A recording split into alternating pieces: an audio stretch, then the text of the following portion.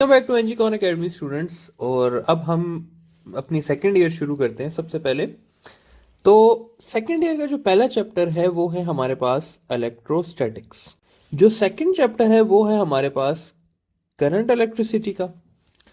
Third chapter है हमारे पास electromagnetism का। और जो फोर्थ चैप्टर है वो है हमारे पास इलेक्ट्रोमैग्नेटिक इंडक्शन का। अब ना स्टूडेंट्स, इन सब में ये है कि ये सब चैप्टर्स जो हैं वो इलेक्ट्रिसिटी से रिलेटेड हैं। और इसमें हम किस पैटर्न पे चलेंगे ये मैं आपको बताता हूं। इलेक्ट्रोस्टैटिक्स का स्टूडेंट्स मतलब ये होता है कि हम पढ़ेंगे चार्जेस एट रेस्ट पे को। ठीक है, इलेक्ट्रोस्टैटिक का मतलब होता है charges at rest. Current electricity में हम पढ़ेंगे चार्जेस इन मोशन को। ठीक है, तो इसी का ऑपोजिट हम करंट इलेक्ट्रिसिटी में पढ़ेंगे। फिर इलेक्ट्रोमैग्नेटिज्म में हम ये पढ़ेंगे कि मैग्नेटिज्म ड्यू टू करंट। और फाइनली हम इलेक्ट्रोमैग्नेटिक इंडक्शन में ये पढ़ेंगे कि करंट ड्यू टू मैग्नेटिज्म। तो ये जो है स्टूडेंट सारी चीजें आपस में रिलेटेड है इस तरह से जिस तरह मैंने आपको बताया। ठीक है, तो अब बाकी तीन चैप्टर क्योंकि हमने आगे पढ़ने हैं तो शुरू करते हैं इलेक्ट्रोस्टैटिक से। इलेक्ट्रोस्टैटिक है हमारे पास चार्जेस एट रेस्ट। तो study of charges at rest को हम कहते हैं इलेक्ट्रोस्टैटिक्स। तो सबसे पहले चार्जेस एट रेस्ट में हमें बात करनी चाहिए कि चार्ज होता क्या है। तो चार्ज से शुरू करते हैं अपना पहला टॉपिक। अच्छा, चार्ज जो है उसको अगर हम सिंपली डिफाइन करना चाहें तो हम इस तरह से कर सकते हैं कि difference in number of electrons and protons. कैसे, इसको जरा देख लेते हैं। देखिए स्टूडेंट्स, मैं कहता हूं कि मेरे पास एक स्पीशी पड़ी हुई है जिसके अंदर मेरे पास 3 इलेक्ट्रॉन है और मेरे पास 3 प्रोटॉन है। तो जब 3 इलेक्ट्रॉन है और 3 प्रोटॉन है तो इसको मैं कहूंगा कि ये जो है ये न्यूट्रल है। लेकिन अब मैं क्या करता हूं कि मैं इन 3 इलेक्ट्रॉन्स में से एक इलेक्ट्रॉन को रिमूव कर देता हूं। तो जब मैं एक इलेक्ट्रॉन को रिमूव करूंगा तो यहां 3 की जगह कितने रह जाएंगे, 2 इलेक्ट्रॉन रह जाएंगे। और ये चीज जो है इसके ऊपर +1 इलेक्ट्रॉन ऑफ चार्ज आ जाएगा, या इसको मैं कह सकता हूं कि +1.6 एक्सपोनेंट 10⁻⁻⁹ चार्ज आ जाएगा। इसी तरह अगर मैं कहूं कि मैं इसके अंदर एक इलेक्ट्रॉन ऐड करता हूं तो एक इलेक्ट्रॉन ऐड करने से इसके बाद 4 इलेक्ट्रॉन हो जाएंगे और इसके ऊपर चार्ज आ जाएगा -1.6 एक्सपोनेंट 10⁻⁻⁹ कूलम। तो इस तरह से आपके पास हमेशा चार्ज बनता है कि कभी भी आप इलेक्ट्रॉन निकालें या इलेक्ट्रॉन ऐड करें तो उसकी वजह से difference in number of protons और इलेक्ट्रॉन्स की वजह से क्या बनता है, चार्ज बनता है।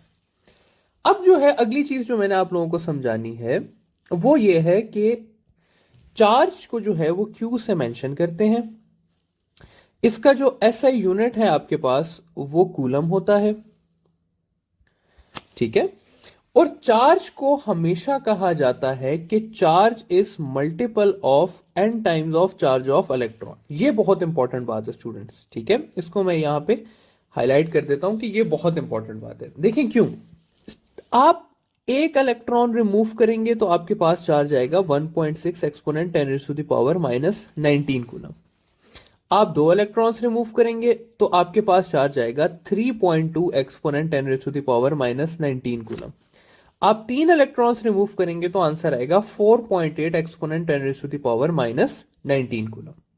आपके पास कभी भी यह आंसर नहीं आ सकता कि 3 एक्सपोनेंट 10⁻⁻⁹ कूलम या 2 एक्सपोनेंट 10⁻⁻⁹ कूलम। ये क्यों नहीं आ सकते, क्योंकि ये मल्टीपल नहीं है इलेक्ट्रॉन के चार्ज का। और हम ऐसा तो नहीं कर सकते ना कि हम 1.5 इलेक्ट्रॉन रिमूव कर दें। हम या 1 इलेक्ट्रॉन रिमूव कर सकते हैं या 2 कर सकते हैं या 3 कर सकते हैं। इसी तरह या हम 1 इलेक्ट्रॉन ऐड कर सकते हैं या 2 ऐड कर सकते हैं या 3 ऐड कर सकते हैं। तो हमेशा जो चार्ज होगा वो मल्टीपल होगा इलेक्ट्रॉन्स का। ठीक है, तो ये आपने बात याद रखनी है। अब हम जाते हैं जरा अगले टॉपिक पे और 1 कूलम चार्ज को थोड़ा सा स्टडी करते हैं। तो टॉपिक को हम नाम दे देते हैं 1 कूलम वर्सेस 1 इलेक्ट्रॉन चार्ज।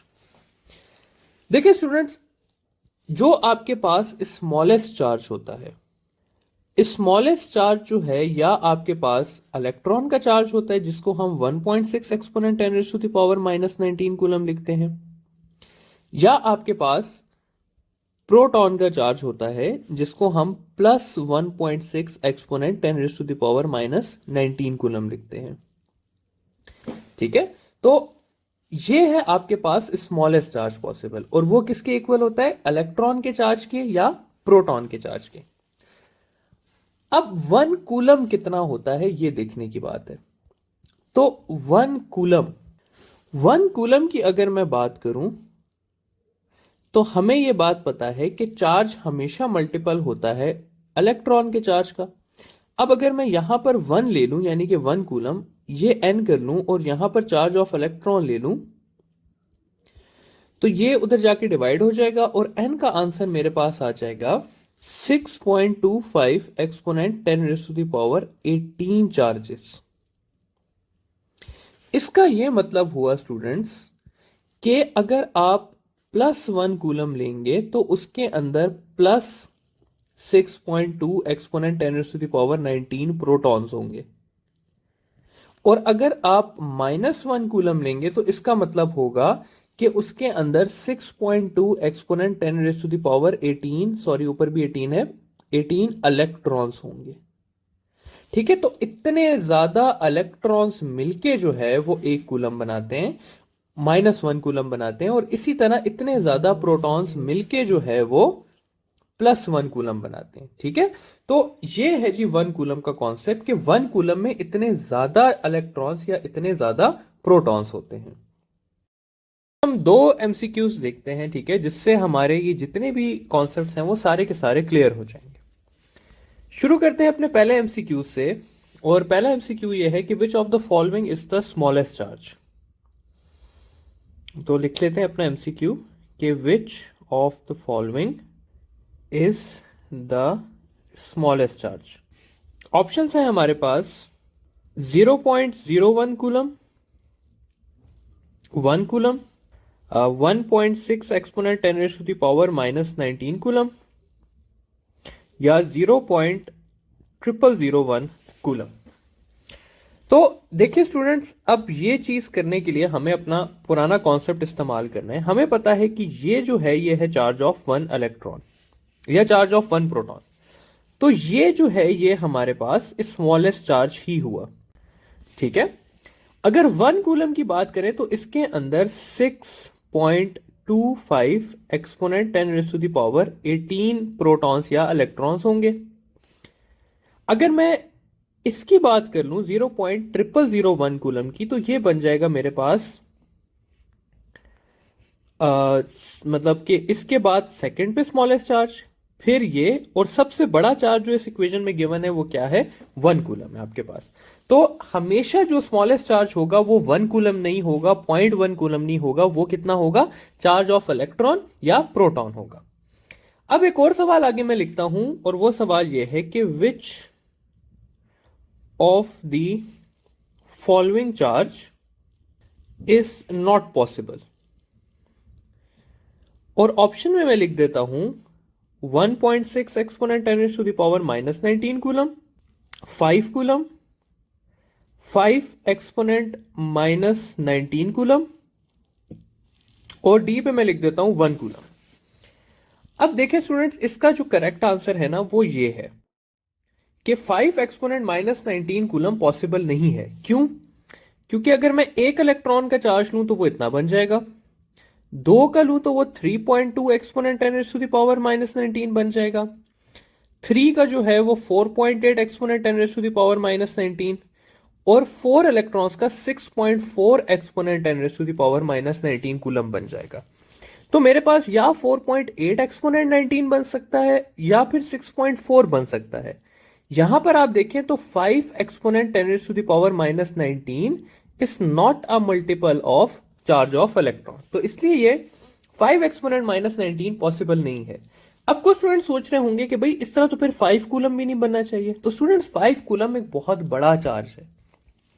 जिस तरह 1 कूलम में जो है वो 6.25 exponent 10 raise to the power 18 electrons होते हैं, इसी तरह 5 कूलम में 5 इंटू 6.25 इंटू 10⁻18 इलेक्ट्रॉन्स होते हैं।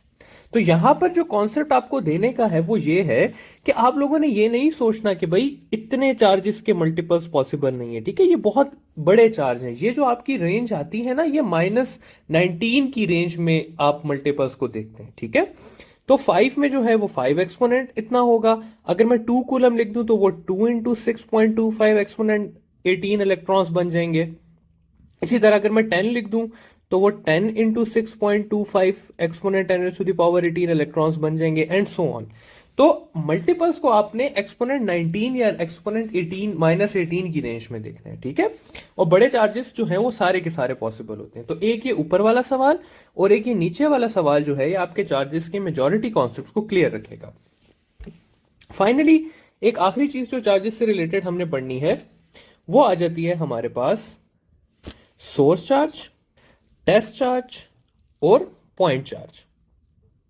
सबसे पहले स्टूडेंट मैं इसमें आपको पॉइंट चार्ज पढ़ाऊंगा कि पॉइंट चार्ज क्या होता है। देखिए स्टूडेंट्स, पॉइंट चार्ज जो है वो एक वेरी स्मॉल चार्ज होता है जिसकी जो रेंज है वो 10⁻⁻6 यानी कि माइक्रोकूलम से रेंज करती है नैनोकूलम तक, ठीक है। तो इस रेंज के जो चार्जेस हैं उनको हम कहते हैं कि ये क्या है, पॉइंट चार्जेस हैं। सिंपल सी बात, पॉइंट चार्ज जो है वो यूजली पॉजिटिव होता है